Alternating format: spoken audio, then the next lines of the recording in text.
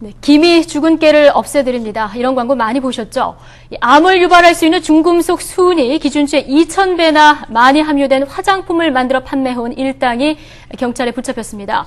이들은 이 화장품이 피부 미백과 아토피 질환에 효과가 좋다면서 비싼 값에 팔아왔습니다.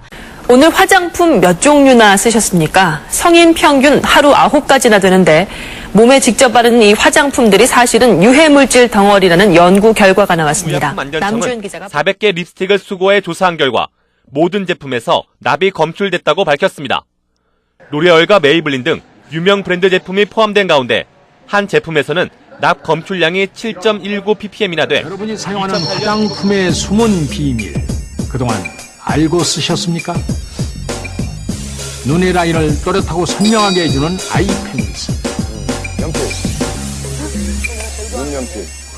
아이펜슬에 천천히 자석을 갖다 대자 눈매가 또렷해 보여요. 자석에 펜슬이 붙습니다. 아, 철이 있나? 우와. 아니, 잠깐만요.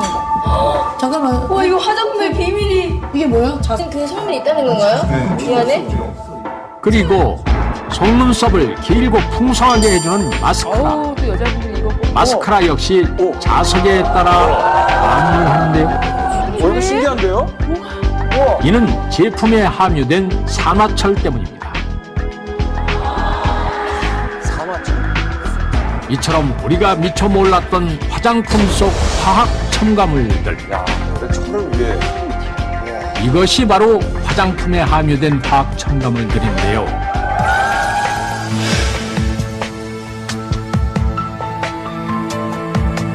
많이 발라서 얼굴이 하얘지는데 오랫동안 쓰면 이제 피부가 괴사되죠. 피부가 썩는 겁니다. 그런 원료는 절대 못 쓰게 돼요.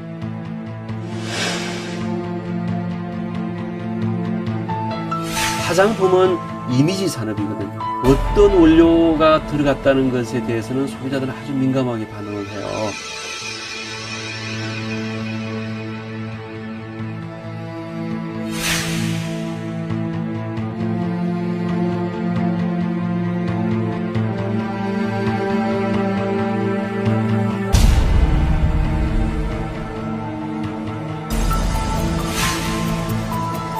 피부를 통해서도 이런 유해물질이 들어오게 되면 우리 몸속에 여러 가지 질병과 암을 일으킬 수 있는 이런 원인이 될 수가 있습니다.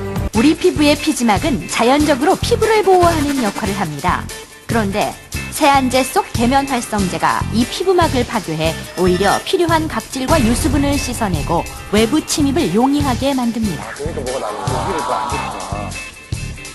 그리고 계면활성제는 4-5겹으로 층을 이루어 피부를 보호하는 각질층마저 과도하게 벗겨내 결국 피부 질환을 유발할 수도 있는 것입니다. 일본 후생노동성은 1975년부터 지금까지 건강장애에 대한 조사를 실시하고 있는데요. 피부과를 찾은 환자들을 모니터한 결과 질병의 가장 큰 원인이 합성 계면활성제라고 발표했습니다. 皮膚から毒が入るっていうことなんでしょうか。場合によっては大変怖いことになるということで、リポーター橋本雅子さんです。はい、おはようございます。今日のテーマはこちら。経皮毒、読んで字のごとく、皮膚を経て入ってくる、毒。はい、皮膚を経て入ってくる毒ということで、そういう意味なんですね。口に入る水や食べ物に関しては気をつけておられる方も多いと思うんですが、実はですね、皮膚からも有害な化学物質が吸収されていることがあるんです。まずは実際にあった症例からご覧ください。看護短期大学の宮城先生にお話を聞いてみました。シャンプーとかリンスに含まれているですね、化学物質が皮膚から侵入して体の中でいろいろな有害な作用を表したというふうに考えられます。有害な化学物質が皮膚から入ってくると、そして体の中でいろいろな悪い作用を示すということを経皮毒というふうに呼んでいます。経皮毒、山下さんが使っていたシャンプーやリンスには多くの合成化学物質が含まれていました。それらの化学物質は皮膚から体の中に入り、血液やリンパ液に溶け込みます。これを経皮吸収と言います。経皮吸収。山下さんの場合、血液やリンパ液に溶けて子宮に運ばれた化学物質の中に有害なものがあったため、ホルモンのバランスが崩れ、さまざまな症状が引き起こされることになったのです。しかも実はこの経皮毒、子宮以外の臓器にも影響を及ぼすと言われているんです。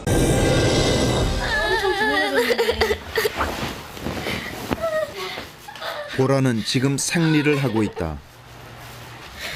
찢어질 것 같아 진짜. 엄살로 보아 넘기기엔 이미 그 도를 한참 넘어선 것처럼 보인다. 누르지 마. 어디도 계속 아파? 어?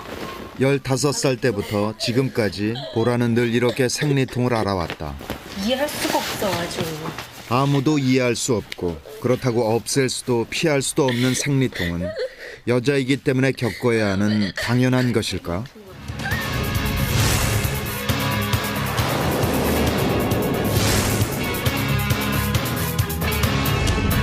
뭐가 있는 것 같아서요. 그것 좀 꺼내줬으면 좋겠어. 자꾸 걔가 막 안에서 막 뛰어다니는 것 같아요. しかし、さらに深刻なのは子供への影響だと言われているんです。アトピー性皮膚炎とか生まれつき喘息を持って生まれてくるとか、そういうことがですね、最近かなり増えてます。母親が皮膚からですね、有害なものを取り入れて、それが本人に影響が出なくても妊娠した時にですね、血液中に溶け出してきて胎児に影響する。つまり現代の子どもたちは生まれる前からお母さんの体内で経皮毒の影響を受けている可能性があるのです。 하루에 한 번은 꼭 사용하는 샴푸. 지금부터 그 놀라운 정체를 공개합니다. 하지만 이 같은 합성 계면 활성제가 장시간 노출될 경우 만성적인 독으로 쌓여갈 수 있는데요. 실제로 이 합성 계면 활성제로 어독성 실험을 해봤습니다. 금붕어가 신나게 헤엄치고 있는 어항 속에 합성 계면 활성제가 함유된 화학 샴푸의 수용액과 천연 샴푸 수용액을 리터당 5g씩 넣어보고 관찰해 봤는데요. 그랬더니 잠시 후 천연 샴푸 속 금붕어는 움직임이 활발한 반면 화학 샴푸 속 금붕어만이 움직임이 멈춰버렸습니다. 사람에게 노출되는 합성 계면 활성제 또한 안심할 수만은 없는 상황일 텐데요. 피부에 쉽게 침투를 할 수 있기 때문에 간, 폐, 뇌에 장기간 머물러서 어린애들의 비염, 천식, 아토피의 악화에 영향을 줄 가능성도 있게 됩니다. 또 사카시타 사카의 박사는 쥐 실험을 통해 합성 계면 활성제의 위험성을 뒷받침했습니다. 쥐의 털을 제거하고 한쪽에는 합성 계면 활성제가 들어가 있지 않은 천연 샴푸를, 한쪽에는 합성 계면 활성제가 함유된 합성 샴푸를 피부에 바른 후 관찰한 결과입니다. 7일이 지나자 합성 샴푸를 바른 쥐의 등에서 출혈이 일어났으며 10일 후에는 털이 모두 빠지고 진피가 벗겨졌다고 합니다. 반면 10일이 지나도 아무런 변화를 보이지 않는 비누 샴푸 쪽의 쥐. 보통 건강한 사람의 피부는 약산성으로 4.2에서 5.9 사이의 산도를 유지한다. 비누 사용 후 바로 세안을 했던 참가자의 경우 산도의 차이가 거의 없었으나 비누를 발랐던 한 실험자의 경우 바른 후에 피부 산도가 8.3까지 증가했다. 비누를 바른 참가자들 모두 약산성에서 알칼리성으로 피부 산도가 변했다. 알칼리성이나 피부가 중성화가 오래 지속되면은 여러 가지 피부 보호막이 손상돼서 여러 가지 알레르기성 피부 질환에 잘 걸릴 수가 있고 또 건성섬집 같은 습진성 질환에 잘 이완이 될 수가 있습니다. 그렇다. 중성 비누 같은 특수한 비누를 제외한 시중에 파는 대부분의 비누는 알칼리성을 띈다. 바르는 실험을 진행한 비누도 당연히 알칼리성. 이런 알칼리성 비누를 피부에 바르라고 했다니. 아니, 이걸 어떻게 바르라고요? 현대인들이 왜 암에 많이 걸리는지 알고 계십니까? 최근 말레이시아에서 발표된 논문에 의하면 여러분들이 아시는 대부분의 화장품 회사의 제품에 제품당 수가지에서 10여 가지의 발암물질이 들어있다고 보고된 바 있습니다. 그래서 현대인들의 암 발생률 증가에 매일같이 무심코 쓰는 스킨케어 제품들이 아주 커다란 역할이 되고 있다고 합니다. 화장품에 있는 화학 성분이 결국은 암을 일으키고 있는 원인이 되고 있다는 것이죠. 우리 예뻐지려고 쓰는 화장품들이 오히려 심각한 질환을 일으키고 있는 것입니다. 여러분과 자녀분의 건강을 위하여 지금이라도 천연 제품을 사용하십시오. 화장품의 선택이 피부 건강에 정말 중요합니다. 여러분들이 모르는 유해 성분이 정말 많이 있습니다.